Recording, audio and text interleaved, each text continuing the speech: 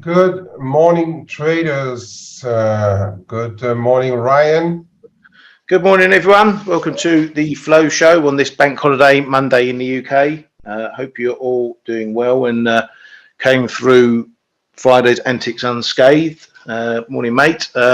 Kay's going to kick us off with all the headlines and whatnots and bits and pieces today. It's just going to be the shortest show today because it's a bit, fairly quiet in markets and, as I say, bank holiday here in the UK. So, without further ado, over to you, Mr. K-Man. Yeah, anyone else with us? Because I don't see the participations. Let me have a look. No, just you and me, mate. Okie dokie. Yeah, alrighty. Yeah, the picture here, that's Bank of Japan's Kuroda, who has been spotted, the lonely dove, flying back home from Jackson Hole. He was surrounded by hawks, and he was the only dove over the weekend. So we are going to dig us out of the hole and have a look at what the people have been saying. So mostly it's been, apart from Kuroda, it's been a relatively hawkish symposium this weekend. So it kicked off with with Mester first of all, and then especially Powell. He told us that we are not even close to the pivot yet. They will just continue to press on with whatever they are doing right now. He was a relatively short speech, and I think that is in itself was a message to the markets and to the public, saying that for the time being nothing has changed, and we continue the way we are. So we're going to talk about the moves on the back of it a little bit later, but let's quickly run through what other people have been saying. So we start with we had the pre symposium. We had already a couple of comments and rumors from ECB members saying that they would be looking at a big rate hike from the ECB. So we had we had a pre-symposium. We already had Not, we had Holzman, we had Olli Rehn, we had Kazakhs, and they were all talking on the site, saying that they would like a steep rate hike. And then it continued with, during the actual symposium, Schnabel, who clearly said exactly the same thing. They need steep rate hikes. They need to front load what will be coming, and they seem to be pretty okay to risk going into a shallow recession, even though they continue to repeat, all of them, that recession is not a done thing, but we all know better, of course. But they seem ready to go press with a steeper rate hike when the ECB meeting will take place next week on the 8th. Villeroy, who usually is a little bit of Lagarde's doggy, he actually was pretty vocal and joined the scene, saying that they need decent rate hikes as well. He did say about the gradual path, but he did say it needs a rate hike. So as a result of that, where the possibilities were there that the ECB was going to do or will be doing 50 BPs next week, now we all of a sudden this morning start to price close to 70% chance of a 75 BPs hike, and we'll look at the moves, as I said. But euro is clearly doing a bit better on the cross front of things. Then we had the BOE Bailey. He didn't really talk too much about rate hikes or not, but he was saying that as a matter of fact, the reserve requirements, the neutral level of reserves is higher. What did he say exactly? Because I need to take his words back, because it was a bit difficult to understand, and I trust he's doing that on purpose. So he says the reserve levels pose a challenge. And he also added, we are not going to unwind all of the QE for the reason that the equilibrium level of reserves has risen post the financial crisis. So in other words, where everybody is talking about QT and themselves as well, they will likely bring down the levels of QE that or money injections that they have done in the past, but likely not the whole lot. So as a result of that, sterling got a little knock on the head as well, coming out of the weekend. And then we have S&P Jordan saying that inflation may be here to stay. They won't change the inflation target because that would force them into interventions. That's also an interesting thing, meaning that the S&P is not really planning on intervening too much right here and now to stop the Swiss francs advance. We are relatively stable versus euro, but at very low levels, as we all know. So they're not really willing to step up the interventions at these levels. And as a matter of fact, we saw the side deposits coming out of related to last week, and they were completely unchanged. So moving on, and then we come to the last one of the party, and that's our good friend Kuroda depicted here. He was the only really dove still flying around, and he said, let me point out what he said exactly. He said, where is he? I'm just finding his words back because they are quite interesting as well. They are very interesting, and he said something like, somewhat miraculously, now we have 2.4% inflation, but almost wholly caused by the international commodity price hike, energy and food. So we expect by the end of the year, maybe inflation rate may approach 2 or 3%, but next year inflation rate again decelerate to 1.5%. And he said, we are not going to change anything. And as a result, we see where we are. After Powell or during Powell, there was this this dip or drop, shall I say, in dollar yen down to 136.25, and then all of a sudden the whole thing turned around when the market actually understood what Powell was really saying, and here we are nearly 250 points higher than those lows in dollar yen. I think it tells the story. It just shows us the divergence that Japan still has versus the rest of the world. Regarding the exactly Jackson Hole, do you have anything to add to that, Ryan, before we move on to the rest? No, not really. I mean, it's a bit of a funny reaction. It didn't look like there was a huge amount of moves going on. There was obviously the first move was I think down, or we got a little down move. Pretty much went according to plan. You know, as we've been saying all last week, you know, the Doves tried to jump on any little piece, and then not long after they got a slap round the chops, and we're back on the path. Powell, he wasn't, I wouldn't say he was hawkish, overly hawkish, but as you say, you know, they're sticking to their path. They're going to carry on doing what they're going to do until they get the objective.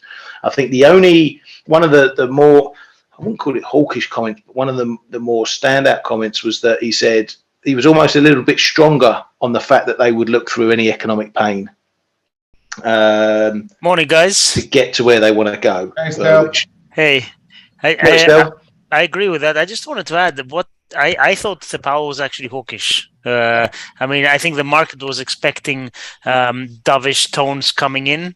I have to admit, I thought he might be tempted by this, couple of inflation prints not doing that well, but he was not dovish. I thought he was hawkish. And what I thought stood out was the fact that he said we have to be wary about returning to a accommodative stance too quickly. Mm-hmm. And that for me showed that he's well and truly on the path. Nothing has changed yet. Obviously, central bankers can change from one day to the next. We've seen that, but for now, I don't think anything has changed for him. No, correct. And also what I said at the start of the show, I think the fact that he kept his speech so short was also a clear message to the market, saying like, don't expect us to start to whine about this and that and or anything happening. We are just on our path, and that's it. Thank you very much. Next.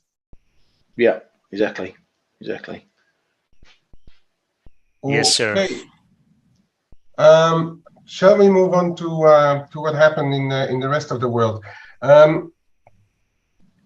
Well, I was tempted to say not a lot, but it's rather misery. The rest that is happening around the globe. It's a weekend of drought. It's a weekend of water overload in the rest of the world. It's a weekend of still misery going on in Ukraine, although Russia is seemingly allowing the atomic what is called this organization to go and have a look at that. Sorry? The agencies, the nuclear agencies. Yeah, the nuclear agency are going to have a look at this Zaporizhia plant. So that maybe somewhere is, well, a light at the end of a very, very dark tunnel. But the rest is not looking very good. So we've had more closures in China, where the province right next to Beijing is going into lockdown again. Yes, the other part is planning to reopen some of their plants starting 31st, I think, of August. The one that got closed down, but we're still not there. We don't know how the COVID situation will be once they will have to take the real decision. And then we also had a couple of the bigger names downgrading the Chinese outlook. And together with the COVID situation, the stimulus putting in place, we've seen CNY and CNH getting a serious knock on the head to start the week again. I might have a look at the Asian stock markets later, because it's a bit of a bloodbath over there. Other things that happened over the weekend, I don't see too much. Anything you guys saw apart from what I just said?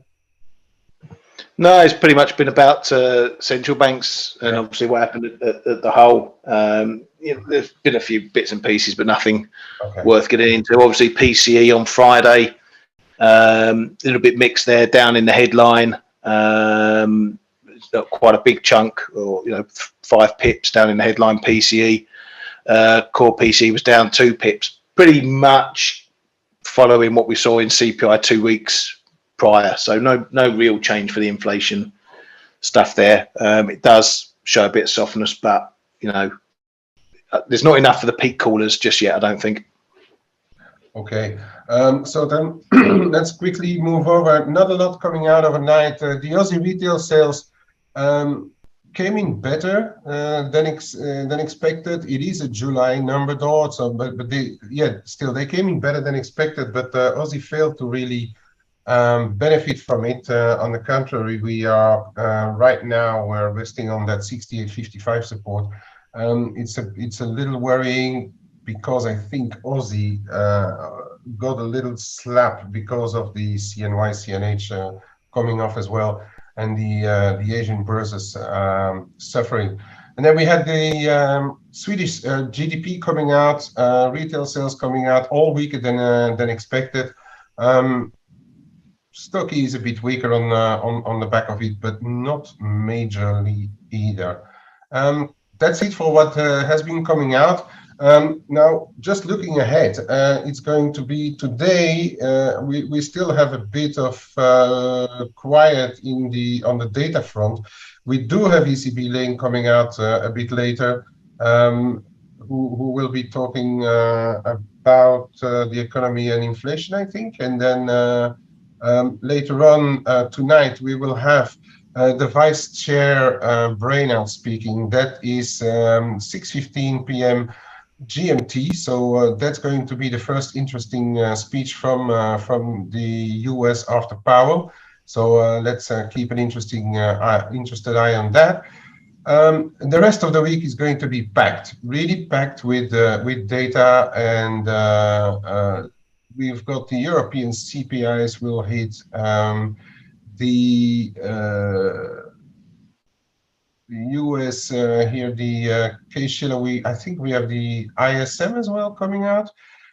We will have later in the week, we will have the ADP, we will have the jobs report at the end of the week as well.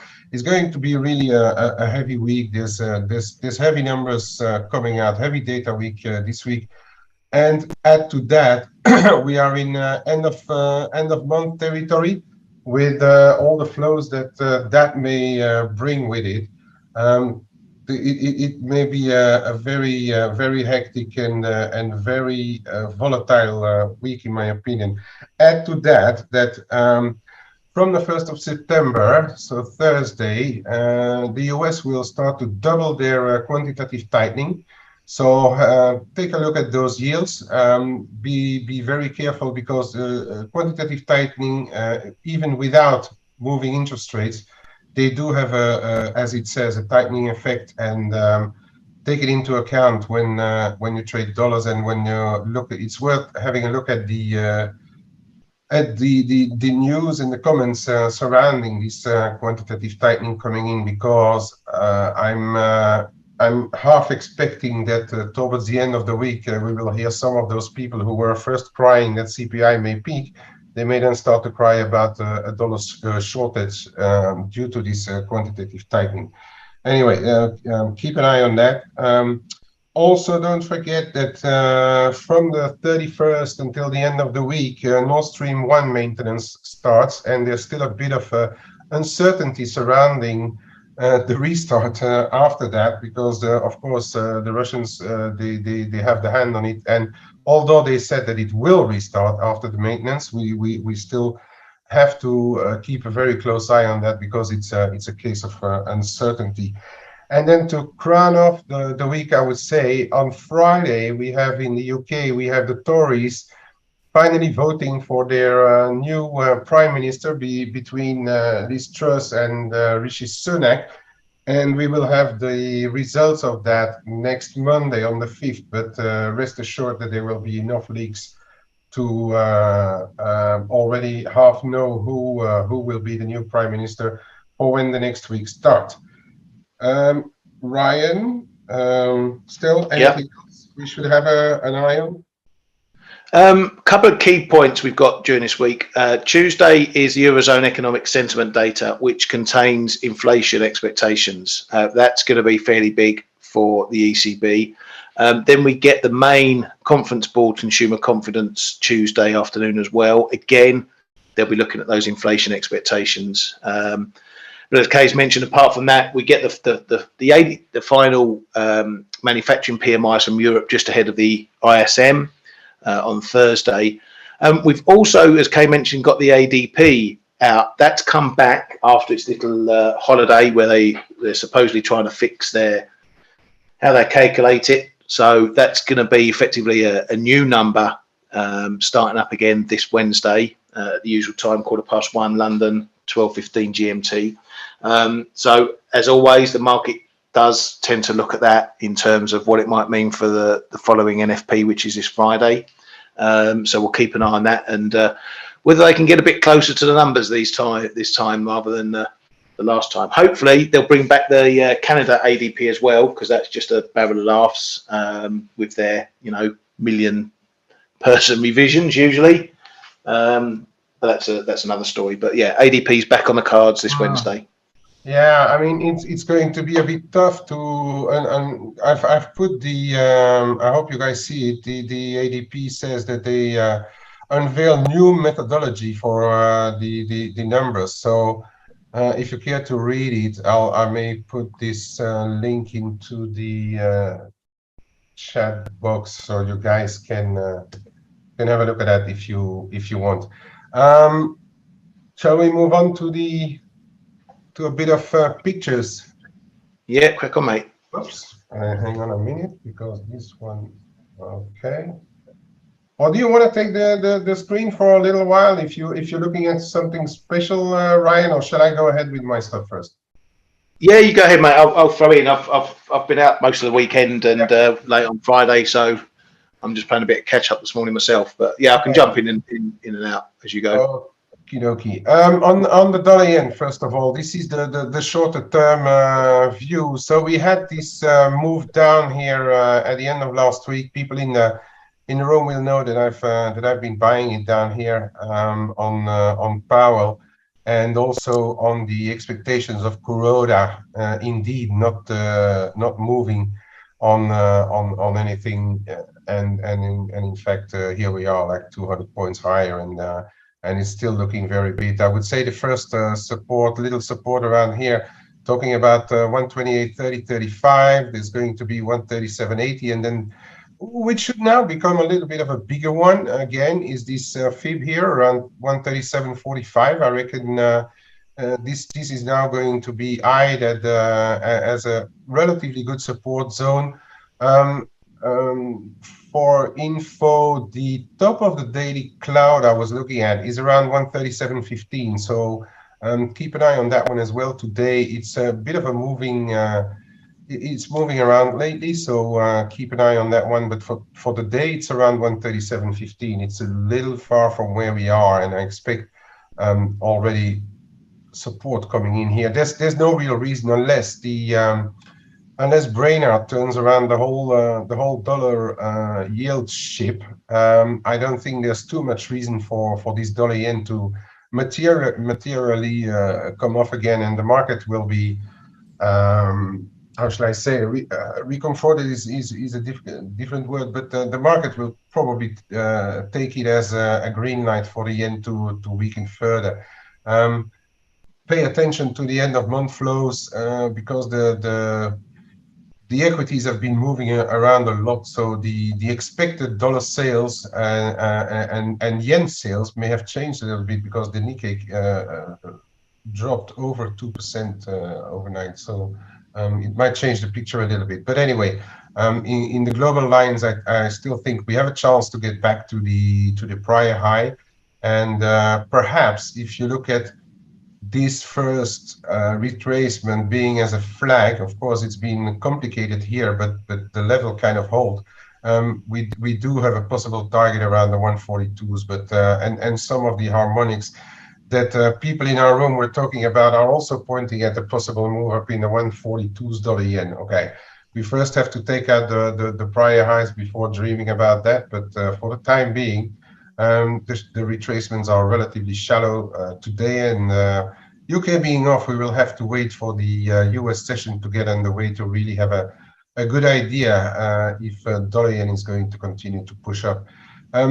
Another interesting one, I would say this time, I think it is interesting, is after those ECB comments, we know that there's a lot of weight hanging around Euro's neck, but it would make a big difference if ECB next week, I mean, would start to look at 75 BPs or anything between 50 and 75 BPs, because the market and Lagarde and some of the more dovish members were hinting at like, okay, we do a 50, then maybe a 50, but it could also be a 25. And now we are actually starting to really look at the possibility of a 75 BP rate hike from ECB. As I was saying this morning, in general terms, I think since it's next week, which is in trading terms relatively soon, I think there is a possibility that euro crosses are doing better this week, despite the problems that hang around the rest with energy mainly, because the prices for energy are still shooting higher this morning in Europe. So that's going to be hanging over the euro, but it may more weigh on euro dollar than euro via crosses, especially at the start of this week. So this euro yen here, we broken above, came to retest it right there this morning, and now it's taking off again. So watch this triangle. We could there may be a chance for it over the course of the week, since the yen weakness or the start of the week, to have a look up in the 139s. Why not? Moving over to this one, this Aussie, and that's a bit a strange one, because I'm smalls long, but I reduced my positions because it's taking its time to really take off, and it's hanging around here. Yes, we tested back here and it held, but looking at the end weakness and then the better retail sales in Australia, I'm a little disappointed this thing is not already retesting mid to high 95s. So I'm quite cautious on this one, which may have to do with the CNY and CNH weakness I was talking about before. So when I was saying on the Aussie dollar, this is this. No, that's not the Aussie dollar. That's dollar CAD. Nice try. Okay. This is that 68.55 in Aussie dollar against which I traded it a couple of times. But it came back testing. It went a little bit below. We're just above again. I'd say it really needs to hold, or there may be a risk for this Aussie to trade back down to perhaps 67.80, 68 and a quarter to start with. We really need to get back above 69 for this to have a chance to start going again. And then I was going to show this one. So this is another example of those euro crosses that I was talking about. This thing was looking absolutely very, very weak last week, this Euro Aussie. And then since the CNH turnaround and Aussie not really picking up too much speed, this Euro Aussie is now coming back into this channel. And if Euro continues on this path, we may have a retest of this 145.60, and why not even go to 146.5 before the Euro traders start to think again. So that for the Euro Aussie. Euro CAD is about the same picture. We are rebounding and we are coming back, retesting the first resistance zone. Watch out for this 130, 2030. We are really in the zone again. So if this goes higher, why not have a move back to 131 before the euro market reshapes itself or rethinks what it's doing. By the way, I saw that by the end of last week, the investors ramped up bets against the euro on the back of the energy crisis to levels from around 2020. So, well, actually, no. In 2020, it was a bigger short, but it's the highest in a fair bit of months. So the market is trading a bit short euro. So keep that in mind. And then I'm going to move over to the yuan. So this is the dollar yuan. End of last week is a CNH, right? The one that we can trade, not the domestic one. We can only trade the CNH, not the CNY. So end of last week, it tried to get back to test the lower end. Never managed to get there, and then over weekend we had this, first of all, the dollar picking up steam, and then really it exploded for the various reasons that I detailed earlier. And now we are back through 690, already trading 692. If this 690 holds over the start of the week, I would say into midweek, I really think there is a chance for this 697 or 700 is going to stare us in the face really quickly. The rest of the emerging market, I've closed my my Euromex this morning because of the uncertainty around those euro yields. I think the market is pretty short of it, and there may be. If there is some speculation that the ECB will be doing 75 next week, there may be a chance of this thing correcting back into this 2030, 2040 zone. So I'm erring on the cautious side with this one. I still think over time I'm going to look for to re-enter shorts, but I'm a bit cautious on this one. Ryan, do you have anything else you want to? Can we look at cable? Yes, we can look at cable. Do you want to do that one, Ryan, or shall I have a look? Yeah, I can grab it, mate. I was going to look at Euro Sterling, so I can take that away. Give me 2 seconds. Okay.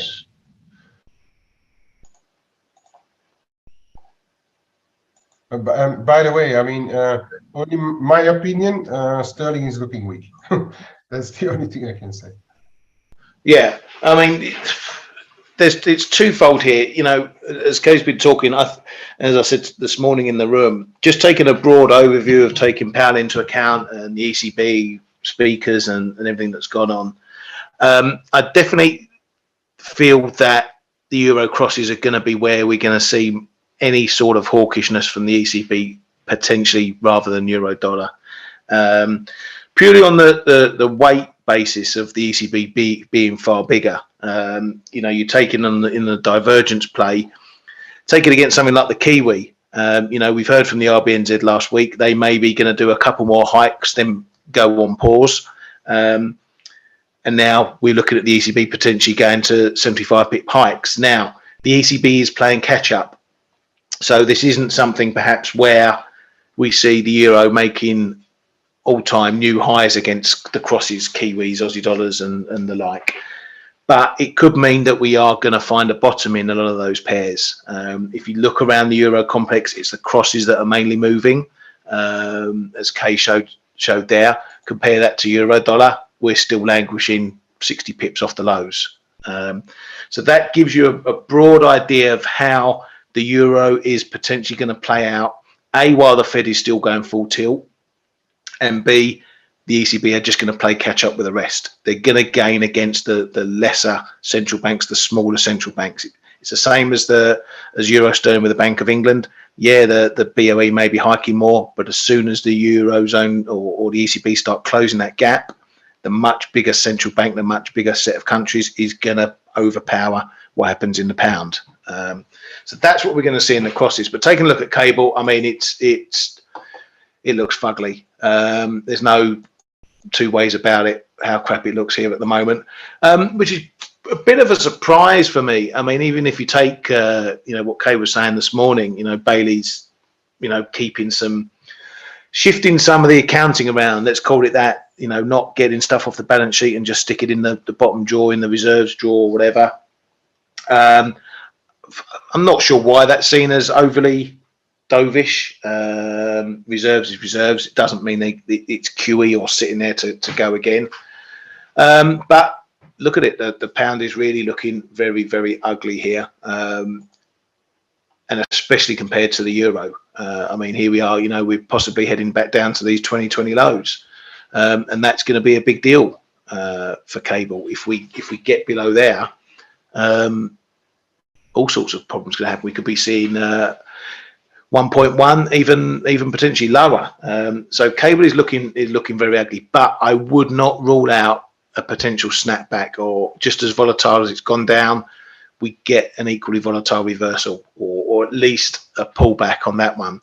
From here, you know, the levels are a bit sparse. I've not got too much on my chart because I've not really been trading this a lot. But certainly 118 is an area that we mooched around on the way down. Take that into a bit of a shorter time frame there. So it was a little bit, can we break it? Can we not? Can we break it? Can we not? You know, this break is looking significant. So for me, we may have minor levels, you know, 17 and a halves. Look at 17 at the moment. If that builds up as resistance, then there's potential for further downside. But unless we get back above 118, this is going to remain bearish. And looking just across at euro sterling, as I've been mentioning on the show plenty of times, this is one I am looking to get back long again. Is it going? I don't know. Until we start breaking some of the key points, 86 and then 87, it's sticking within range. As we've shown previously, these are the key areas. We can see all the action that's happened around 86, you know, all these highs. Yeah, we got the break, but then we got the resistance straight after. The break didn't last long, and here we are again. Can we get up above it? Can we break it? If we start breaking this, then I'm more inclined to think that obviously we found a bit of a bottom, but there's going to be some real power behind the euro. But the same goes for the rest of it. As Kay mentioned, quickly, dollar yen. Here we are looking strong again. Big move up from Friday's messing around over Powell. But can we take out the high? And for me, looking at the big picture, it's all about, okay, we've had all this news, we've had all these events, we've had all these speakers. What can the price do now? Now, if we go up and test up 139 as we have, and we can't get above there, and we have another couple of goes over the next couple of sessions, say, then that's going to tell me that top is strong and going to remain in place. And perhaps we are priced in what the Fed is going to do. The market's had its little shakeout. The doves have had their faces slapped. But there's no real new hawkish news. The Fed aren't saying they're going to raise 100 pips. They are on the same path they were on Thursday before Powell spoke, and Powell's just reiterated that. So is there any reason to take it high? Is there any reason for the dollar to significantly gain? We'll only know if the levels break. And so 139 highs, if they break, then we're on for another leg higher. The same for euro dollar. If we get through 99, then we're going to see that suffer more. If we can't, if this is holding, and it's holding for a number of days now, that is a potential strong signal that we have found a bottom, be it temporary or otherwise. And then we need to look at the upside. What does the euro dollar need to do to change this trend around? Because this trend has been in play for months. What it needs to do is get above the minor levels like 103.40.60. Big, strong level when we've been looking at it week by week, but in the grand scheme of things, it's small. Get above those levels, then we're starting to see a change around. And that's what I'm looking for. Always over these big events, I step out of the near-term noise. I look at the bigger picture. Right, you want to move? You want to change something? These are the levels I want to see you breaking. If you can't break those, well, we could only go one other way. And that's my overall picture for you guys. And Kay, unless there's anything else you want to add to that. Stel was here, but he's got a bit of internet problem, so he got booted out. Still, the major level for the euro dollar to me is 99, as I've been already saying a lot of times. And yeah, I think sterling still looking weak. And regarding Bailey, I don't think it's exactly what he said that was dovish, but the fact he didn't say anything about level on the sterling, about the interest rates, about not giving the hawks any food to buy sterling, so it's more what he didn't say than what he actually said. I think the expectations for the market were pretty big on what all the major central bankers would say over Jackson Hole, and Bailey was the one who actually didn't say anything at all. Yeah, maybe it was the market getting a bit too expectant about what they were going to hear from central banks, and Bailey effectively in one mode just didn't conform or give anything much at all. And that brought some disappointment. But I was surprised to see cable taking it as hard as it has, given all the moves elsewhere. But that's markets for you. All right, I think that's going to close our votes. Are we going to enjoy bank holiday now, Ryan, or are we going to what? Sorry, mate. Are we going to enjoy our UK bank holiday now, or are we going to? Yeah, I'm going to be walking boots, and because I've still got family staying down with me until tonight. So yeah, I'm out again. I was on the beach Saturday, the rivers paddling Sunday, and now I've got my hiking boots on, and we're going in the forest today. So it's holiday. All right then, traders, have an excellent week, and keep those amounts, your risk in check. It's going to be volatile. Volatility is here to stay. So if you miss one, don't worry. The next opportunity is just around the corner. Okay. Cheers, guys. Thanks, everybody.